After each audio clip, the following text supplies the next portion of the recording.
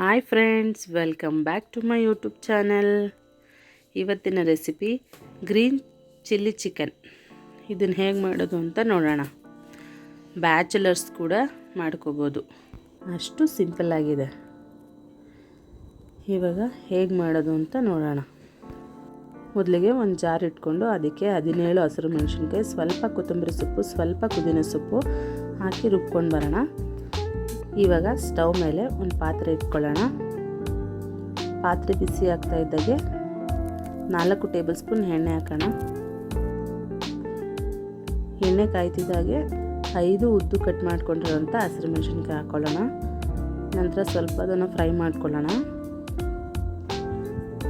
Fry ಆಗ್ತಿದ್ದಾಗೆ 3 medium size ಈರುಳ್ಳಿ ಹಾಕ್ಕೊಳ್ಳೋಣ. ಈರುಳ್ಳಿ ಸ್ವಲ್ಪ ಫ್ರೈ ಮಾಡ್ಕೋಬೇಕು. ಚೆನ್ನಾಗಿ ಫ್ರೈ ಆದ ನಂತರ 2 ಟೇಬಲ್ ಸ್ಪೂನ್ ಶುಂಠಿ ಬೆಳ್ಳುಳ್ಳಿ ಪೇಸ್ಟ್ ಹಾಕ್ಕೊಳ್ಳೋಣ. ಅದನ್ನು ಚೆನ್ನಾಗಿ ಹಸಿ ಸ್ಮೆಲ್ ಹೋಗೋ ತನಕ ಫ್ರೈ ಮಾಡ್ಕೋಬೇಕು.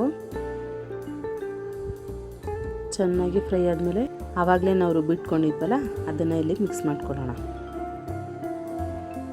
ನೀಟಾಗೆಲ್ಲ ಮಿಕ್ಸ್ ಮಾಡ್ಕೋಬೇಕು. ಇದು ಸ್ವಲ್ಪ ಹಸಿ ಸ್ಮೆಲ್ ಹೋಗೋ ತನಕ ಚೆನ್ನಾಗಿ ಫ್ರೈ ಮಾಡ್ಕೋಬೇಕು.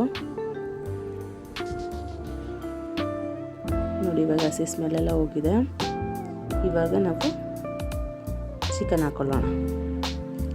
ಇದು 1 kg ಚಿಕನ್ನು ನೀಟಾಗಿ ತೊಳೆದು ಸೋರಿಸ್ಕೊಂಡಿರೋವಂಥದ್ದು. ಇವಾಗ ನೀಟಾಗಿ ಮಿಕ್ಸ್ ಮಾಡ್ಕೊಳ್ಳೋಣ. ಎಲ್ಲ ನೀಟಾಗಿ ಮಿಕ್ಸ್ ಮಾಡ್ಕೋಬೇಕು.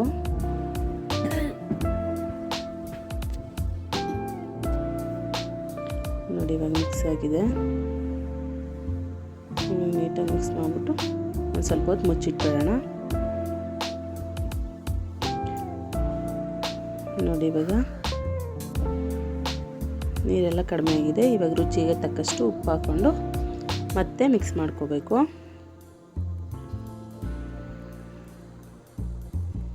ನೋಡಿ, ಚೆನ್ನಾಗಿ ಮಿಕ್ಸ್ ಮಾಡಿ ಮತ್ತೆ ಮುಚ್ಚಿಡೋಣ.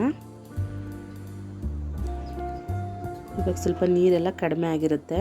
ನೋಡಿ, ಇವಾಗ ಸ್ವಲ್ಪ ಒಂದು ಅರ್ಧ ಲೋಟದಷ್ಟು ನೀರು ಹಾಕೋತಾ ಇದ್ದೀನಿ. ನೀಟಾಗಿ ಮಿಕ್ಸ್ ಮಾಡ್ಕೋತಾ ಇದ್ದೀನಿ. ಇವಾಗ ಮತ್ತೆ ಮುಚ್ಚಿಟ್ಕೊಳ್ಳೋಣ. ಇವಾಗ 2 ಟೇಬಲ್ ಸ್ಪೂನ್ ಸೋಯಾ ಸಾಸ್ ಹಾಕ್ತಾಯಿದ್ದೀನಿ. ಇವಾಗ ನೀಟಾಗಿ ಮಿಕ್ಸ್ ಮಾಡ್ಕೋಬೇಕು.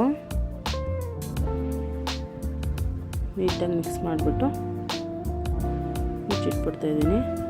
ಇವಾಗ 2 ಟೇಬಲ್ ಸ್ಪೂನ್ ಕಾರ್ನ್ಫ್ಲೋರ್ ಹಾಕೊಳ್ಳೋಣ. ಅದಕ್ಕೆ ಸ್ವಲ್ಪ ನೀರು ಹಾಕಿ ಗಂಟು ಇಲ್ದಿದಂಗೆ ಮಿಕ್ಸ್ ಮಾಡ್ಕೋಬೇಕು.